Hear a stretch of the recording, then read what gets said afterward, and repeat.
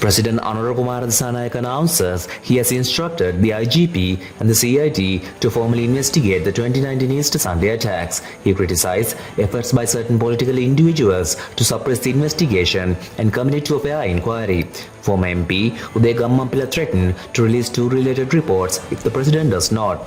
Political analysts point out that Gammanpila's so-called confidential reports are the Imam report and Alvis report, in which information pertaining to the Channel 4 documentary about the attack and its connections to certain government officials are preserved in a bid to politically smothered NVP-led government ahead of the general election by cornering DIG Ravi Seneviratne and Shani Abesekara, who currently serve as the Secretary to the Ministry of Public Security and the Director of the Central Criminal Intelligence Analysis Bureau, respectively.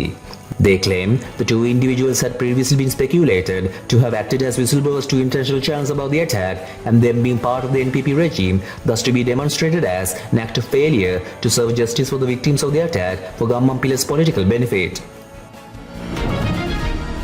SJB leader Sajith Premadas expresses confidence in his party's ability to secure a parliamentary majority, stating that there are no issues in collaborating with President Anurakumara Dissanayake. Premadas emphasized that the SJB has assembled a strong team with a clear vision for the country's development, positioning the party as the most suitable choice for leadership in the current political climate.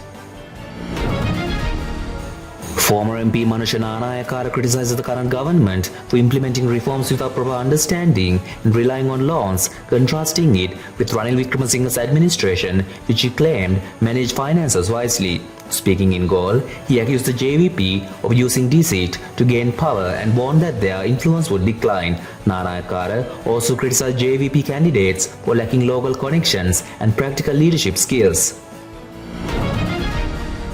The Sri Lanka Podujana Peramona has established a strategic committee to support candidates and guide future decisions ahead of the upcoming elections. The committee aims to strengthen the party's position in the elections. SLPP national organizer Namal Rajapaksa announced the decision in a message on X, emphasizing the importance of leadership and correct guidance.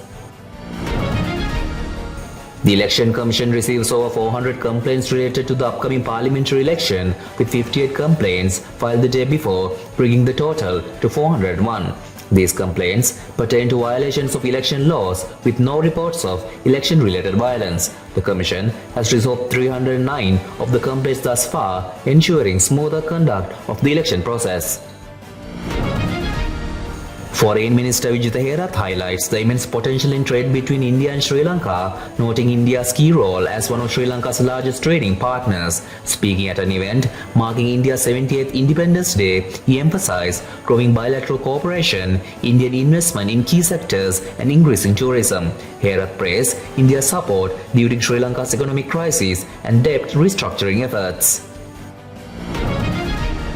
Sri Lanka faces high poultry feed costs due to import duties and trade controls on maize, which are driving up egg and meat prices. This policy benefits local maize farmers but hurts small poultry producers and worsens child malnutrition. Despite issuing maize import licenses, prices remain high. A private secretary of former State Minister Hon Ratwatte was found dead with gunshot injuries in a house in Katugastota. The 50-year-old is suspected to have shot himself near Ratwatte's office in Mahayava and died after being admitted to Kandy National Hospital. Katugastota police are investigating to determine if it was suicide or not. The Kandy Division Criminal Investigation Bureau seizes a BMW and Pedro Jeep worth 60 million rupees from former Minister Rohit Abegunawardana's son-in-law's residence in Animat area. These vehicles were confiscated after no legal ownership could be established. Authorities suspect that they were illegally released from the port, and further investigations will be conducted by the government analysts. Sri Lanka secure a 5-wicket victory over West Indies in the rain-affected first ODI in Pallekele, chasing a revised target of 232 in 37 overs. Captain Charit Asalanka and debutant Nishan Madhusankar combined for a 137-run partnership after early trouble. West Indies posted 184 for 4 runs before rain intervened, with Shefan Rutherford top scoring with 74.